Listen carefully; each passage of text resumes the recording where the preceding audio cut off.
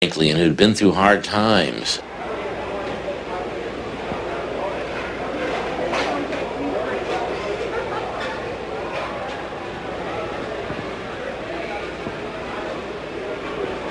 Is that 12 years in the post office? Really about 15. So I was a carrier for 3 years. And then I stuck for 11 and a half, stuck letter. But how could a man like you do that for such a long time? That's such a stupid work, only doing this. All my work was stupid. But it was at night. That helped. Because I can't sleep nights anyhow.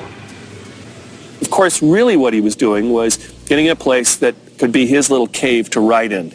Once you get into a bureaucracy like the post office, it's a womb, and ultimately he may have hated it, but it was a regular paycheck. He knew he was going to get retirement. It was a thing that he'd made work for himself. He never really thought in his mind that he could live off his writing.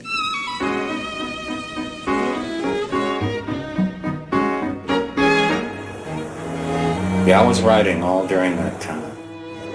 Around 1960, I started getting published. So. And you were already successful at the time?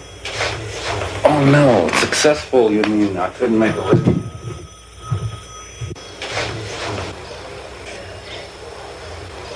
Hello? Yeah. She left for somewhere with the kid. She's pissed. He was Bukowski, the loner who never gets lonely. When he was drunk, he had to have some companionship. And he found my letter, and it had my phone number, and that was why he called me. He was very charismatic anyway, but when he was drunk, it was even more so. And so it was like meeting an elemental force of some sort. When I met him, he was going to work at the post office at night, and he would write every day before he went to work. And so he didn't see me very often. I had been having unprotected sex for 2 or 3 years, ever since I got divorced, and I did not think that I was going to get pregnant. So when I did get pregnant, I think that it had to do with the change in my emotional state because of my reaction to Kennedy's assassination. Anyway, I did get pregnant. So I decided I'll just talk to Hank and see what he wants to do. So he suggested right off that we get married. And he was kind of taken aback that I didn't want to get married. I really loved him, but I did not ever want to get married again.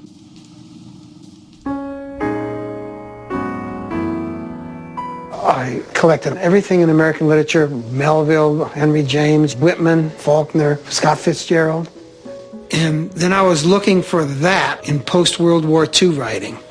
And I found the Beats, Ginsberg and Kerouac. And then one day I picked up a copy of The Outsider and read Bukowski, and all those people just faded into the background. This is the first letter I wrote Bukowski in October 1965, just saying, "Dear Bukowski, boy, are you a good poet." I was not a publisher at that time, and I had no idea that I would become one. I was managing a large office supply and office furniture and office printing company in Los Angeles, and the print shop was under my control. And after I had talked to Bukowski and saw the material he had, I decided I was going to do some broadsides of Bukowski. A broadside is the most inexpensive and least difficult way to publish anything. You print one side of a piece of paper with usually one poem on it or one paragraph. Post office was a hard gig, I'd work all night, 11 years clerking. Then I had to write. Get up and start drinking and writing, then go to work. Same thing, get up, drink and write. He really did suffer because, first of all, he was drinking too much. And the fact that he might skip a day without writing was just a terror for him. And then in addition, there was a thing there at the post office called the scheme. He'd sit in a little plexiglass box like a telephone booth. They give you 100 pieces of mail, and you have to throw with a certain percentage of accuracy within a given amount of time. And he said he would get up from that stool and walk out and leave a puddle of sweat on the floor. Every 6 months, they had to be tested. And so he would study. He had a cheese box at home sitting up behind his desk, which is an upright thing full of cubby holes. He'd empty everything out of that cheese box, and he would sit, and he'd have little cards with addresses on them, and he'd throw them and see how fast he could throw them. And that was a nightmare to him, to imagine that he might fail the schemes and thus lose his job. I couldn't lift my arms anymore. They wouldn't lift up after a night's work. So I said, either got to get out of there or die, go crazy.